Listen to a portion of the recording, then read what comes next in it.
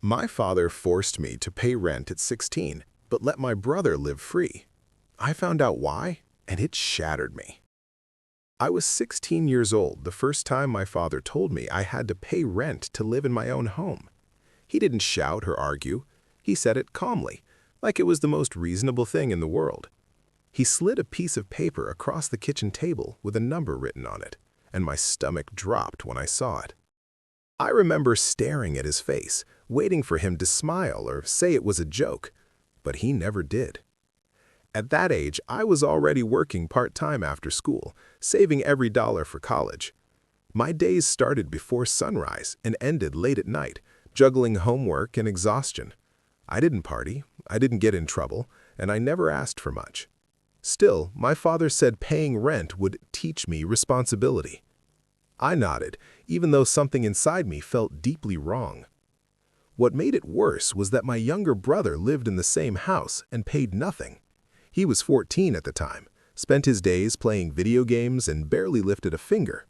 My father never asked him to work or contribute, not even with chores. When I asked why the rules were different, my father simply said, "Life isn't fair." That sentence stayed with me longer than he ever knew. Every month, I handed over my paycheck while my friends saved for cars and college. I skipped meals sometimes just to make sure I could afford rent and school supplies. My father accepted the money without emotion, never thanking me or acknowledging the sacrifice. My brother watched all of this from the couch, controller in hand, untouched by responsibility. I tried not to resent him, but it was hard. As time passed, the distance between us grew wider than the walls of that house. My father spoke to me like a tenant, not a son, correcting small things and reminding me of due dates. If I was late by even a day, he would bring it up repeatedly. Meanwhile, my brother received new clothes, gaming consoles, and pocket money. I told myself to endure it, because freedom would come someday. By 18, I moved out for college with barely anything saved.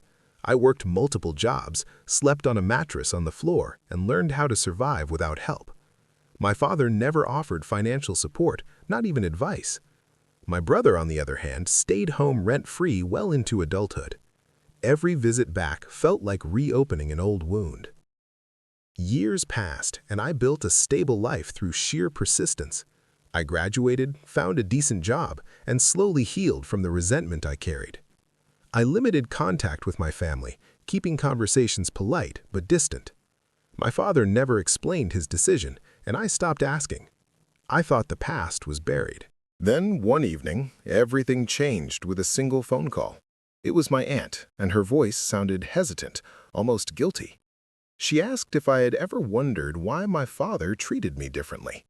Before I could answer, she told me the truth my father never had. She explained that when I was born, there were doubts about my paternity. A rumor had spread in the family that my mother had been involved with someone else. My father never confronted her directly, but the doubt never left his mind. Instead of seeking the truth, he chose silent punishment. Charging me rent was his way of creating distance without admitting it. I felt like the air had been knocked out of my lungs. Every struggle, every sleepless night suddenly had a cruel explanation. I wasn't being taught responsibility, I was being tested for loyalty I didn't know. My brother was treated better because he was never questioned. In that moment, years of confusion turned into heartbreak. I confronted my father the next day, my hands shaking the entire drive. When I asked him directly, he didn't deny it. He looked tired, older than I remembered, and simply said he wasn't sure back then. He said he thought making me independent would protect him from disappointment. Hearing that hurt more than the years of neglect. I told him independence isn't built through rejection. I explained how hard I worked, how alone I felt, and how deeply it scarred me. He tried to justify his actions by saying it made me stronger. I told him strength born from pain isn't something to be proud of. For the first time, he had nothing to say. A DNA test later confirmed what never should have been questioned. I was his biological son, without a doubt. The results didn't bring relief, only sadness for what was lost. Years of trust, warmth, and father-son moments were gone forever. No test could restore that. My brother learned the truth shortly after, and it changed our relationship too. He admitted he always felt something was off, but never understood why. For the first time, he apologized for benefiting from a system he didn't question. I didn't blame him, but it still hurt. Healing doesn't erase memory. My father tried to reconnect, offering help and financial support. I declined, not out of spite, but self-respect. I had already built my life without him. Accepting help now felt like rewriting history in a way that wasn't honest. Some lessons arrived too late to matter. Today, I don't hate my father, but I don't excuse him either. Love without trust is fragile, and ours was shattered long ago. I've learned that parents can fail their children in quiet ways that leave loud scars. Responsibility should never be confused with emotional abandonment. And sometimes, the truth doesn't set you free, it simply explains the pain. As time went on, I realized the damage wasn't just financial, it was emotional. Growing up feeling conditional love changes how you see the world. I questioned my worth in friendships, relationships, and even at work. I always felt like I had to earn my place. That mindset followed me for years. I became overly independent to the point of isolation. Asking for help felt like weakness, even when I desperately needed it. I trained myself to rely on no one because that's what survival had taught me. People praised my resilience without seeing the cost. Strength became my shield, but also my prison. Relationships were the hardest. I struggled to believe anyone would choose me without conditions. Every disagreement felt like the beginning of abandonment. I overworked, overgave, and underreceived. Love felt like something that could be taken away at any moment. Therapy helped me unpack what I had buried. I learned that neglect doesn't always look like absence. Sometimes it wears the mask of discipline or tough love. Realizing that didn't excuse my father's actions, but it helped me understand myself. Healing began when I stopped blaming the 16-year-old version of me. My father and I tried to rebuild something, but it never felt natural. Conversations were careful, measured, and emotionally distant. He avoided the past while I couldn't escape it. Apologies came, but accountability never fully did. Some wounds don't close just because words are spoken. I noticed how different he was with my brother even now. The favoritism never disappeared, it only matured. My brother still leaned on him for advice and support. I watched from the outside, feeling like a guest in my own family. Acceptance replaced expectation. Eventually, I stopped seeking validation from him. I realized I didn't need his approval to define my worth.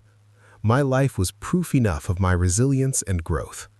Letting go wasn't easy, but it was necessary. Peace required distance. I began building my own version of family. Friends who showed up consistently became my anchors. They celebrated my wins and supported my failures without keeping score. With them, I learned what unconditional support felt like. Slowly, trust returned. I also learned to forgive myself. I forgave the boy who thought working harder would earn love. I forgave the young adult who stayed silent for too long. I forgave the man who carried resentment like armor. Forgiveness didn't mean forgetting, it meant releasing control. One day, my father asked if I regretted leaving home so early. I told him I regretted never feeling at home at all. The silence that followed said everything. Some truths don't need arguments, they just need honesty. Looking back, I see how one decision shaped an entire childhood. Rent was never about money, it was about doubt, fear, and unresolved insecurity. Children feel those things even when they're not explained, and they carry them into adulthood. If there's one thing I've learned, it's this. Parents don't have to be perfect, but they must be present. Love shouldn't come with conditions or quiet tests. Children are not responsible for adult fears, and silence can hurt more than words. Today, I live with intention instead of resentment. I choose growth over bitterness every single day. My story doesn't define me, but it explains me. Pain shaped me, but it didn't break me, and that is something no one can ever take away. Even now, certain memories still surface when I least expect them. The sound of my father's footsteps used to make my chest tighten. I'd instinctively check the calendar to see if rent was due. That kind of anxiety doesn't disappear just because time passes. It rewires how your body responds to authority and love. I noticed it most at work, when supervisors praised or criticized me. Praise made me uncomfortable, like it came with hidden expectations. Criticism felt catastrophic, even when it was minor. I worked twice as hard as everyone else to avoid being seen as replaceable. Burnout became familiar. Money also carried emotional weight. Paying bills early gave me peace, while any debt triggered panic. I saved aggressively, afraid stability could vanish overnight. Spending on myself felt undeserved, almost irresponsible. Scarcity followed me even when I had more than enough. My brother and I talked more after everything came out. He admitted he felt guilty for years without knowing why. He said he always thought I was stronger and didn't need help. Hearing that stung more than I expected. Strength had been mistaken for immunity. I told him strength often grows where care is missing. He listened quietly, genuinely for once. That conversation softened something between us. We weren't close, but we were honest. Sometimes honesty is the closest form of healing available. Family gatherings became complicated after the truth surfaced. Relatives avoided eye contact or acted overly kind. I could feel the unspoken tension in every room. No one wanted to admit they suspected something was wrong all along. Silence had protected them too. I realized how often families choose comfort over confrontation. Doubts are easier to bury than to resolve. Children become collateral damage in adult uncertainty. No one intends to cause harm, yet harm still happens. Intent doesn't erase impact. My mother eventually admitted she knew about the doubts. She said she hoped time would make them fade. Instead, time only deepened the divide. She apologized, crying in a way I'd never seen before. Forgiving her was harder than forgiving my father. I had to accept that my parents were flawed people before they were parents. Fear guided more of their decisions than love did. That understanding didn't heal everything, but it gave context. Context is not closure, but it helps you breathe.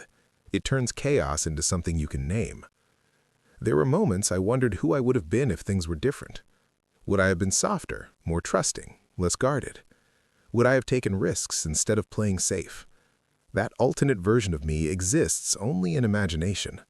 Mourning him was part of healing.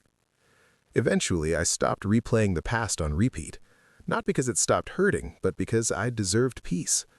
I focused on building routines that grounded me. Morning walks, journaling, and honest conversations helped. Healing became a daily practice, not a destination. I also started speaking openly about my experience. People reached out with similar stories. Many said they thought they were alone and feeling unwanted at home. That realization was powerful. Pain shared becomes lighter. Some stories were even harder than mine. Others faced abandonment, favoritism, or emotional neglect masked as discipline. It made me understand how common quiet suffering is. Not all trauma is loud or visible. Some of it sits quietly at dinner tables. If you're listening to this and feel unseen, I want you to hear this clearly. You were never the problem. Children don't need to earn love through sacrifice. Responsibility should empower, not isolate. And fairness should never depend on doubt. I no longer define family strictly by blood. Family is consistency, safety, and mutual respect. It's showing up without keeping score. It's choosing understanding over control. That realization changed everything for me. My father and I now speak occasionally, mostly about surface-level things. The relationship exists, but it's limited. I've accepted that he may never fully understand the damage done. Acceptance isn't approval, it's boundaries. Boundaries keep me whole. When I think back to 16-year-old me, I feel pride more than pain now. He survived something he didn't understand. He kept going when quitting would have been easier. He carried weight that wasn't his to hold. and he grew anyway. Life didn't become easier overnight, but it became mine. I stopped living to prove something to people who doubted me. I started living to honor the effort it took to survive. That shift changed how I see success. Peace became the goal, not validation. If there's a lesson in my story, it's not about rent or money. It's about how unspoken fears can fracture families. It's about how children adapt in silence. And it's about how truth, even when painful, brings clarity. Clarity allows healing to begin. Today, I choose empathy without excusing harm. I choose honesty without cruelty. I choose growth without forgetting where I came from. My past shaped me, but it does not control me. And that is my quiet victory. There are days when I still think about how easily things could have been different. A single honest conversation could have changed everything. Instead, fear was allowed to decide my childhood. That realization hurts, but it also empowers me. It reminds me how important communication truly is. I've promised myself that if I ever become a parent, silence will never replace truth. Children deserve clarity, even when the truth is uncomfortable. They deserve reassurance, not suspicion. Love should never feel like a test you don't know you're taking. That promise guides many of my choices now. I also learned to recognize emotional neglect when I see it. It doesn't always look cruel or loud. Sometimes it's quiet expectations and unequal rules. Sometimes it's being praised for surviving instead of being supported. Knowing this helps me protect myself and others. My brother and I still talk occasionally about the past. We don't dwell on it, but we don't ignore it either. There's an understanding between us now that wasn't there before. We both lost something in different ways. Acknowledging that brought us closer than denial ever did. As for my father, I've accepted who he is and who he isn't. I no longer wait for the apology that fully satisfies me. Some people are incapable of offering what we need. Accepting that truth is painful but freeing. It allows you to move forward without resentment. I stopped asking why me and started asking what now. That shift changed everything. Instead of reliving the hurt, I focused on breaking the cycle. I invested in emotional growth, not just survival. Growth became my rebellion. There's a strange peace that comes from understanding your past clearly. Confusion is heavier than pain. Once I understood the reason, even though it shattered me, it also grounded me. It allowed me to place the blame where it belonged, and it allowed me to finally let go. I don't tell my story to seek sympathy. I tell it because stories like mine often stay hidden. Many people grow up feeling less than without knowing why. They assume it's their fault. Hearing stories like this can change that. If you're listening and carrying something similar, know this: your worth was never tied to how you were treated. You didn't imagine the imbalance or the pain. Your feelings were valid then, and they're valid now. Healing starts with believing yourself. Looking back, paying rent at 16 didn't make me responsible. Responsibility comes from guidance, not pressure. It didn't prepare me for adulthood, it forced me into it prematurely. What prepared me was reflection and healing later on. Those were lessons I taught myself. I sometimes wonder if my father ever truly understood what he did. Maybe he did, and guilt keeps him silent. Maybe he still believes it was justified. I no longer need to know. Closure doesn't always come from answers. What matters is that I broke free from the weight of unspoken doubt. I reclaimed my narrative and my identity. I stopped defining myself by rejection. I defined myself by resilience and growth. That choice changed my life. Today, my home feels safe in a way my childhood's house never did. There are no hidden conditions or quiet tests. Peace lives here because honesty does. I built this space intentionally. It reflects the life I chose. The boy who paid rent at 16 deserved better. He deserved trust, warmth, and certainty. He deserved to feel like he belonged. I can't change what happened to him, but I can honor him by living fully. This story doesn't end with revenge or dramatic justice. It ends with understanding and boundaries. It ends with choosing healing over bitterness. Sometimes, the strongest ending is simply moving forward. And that is how my story continues.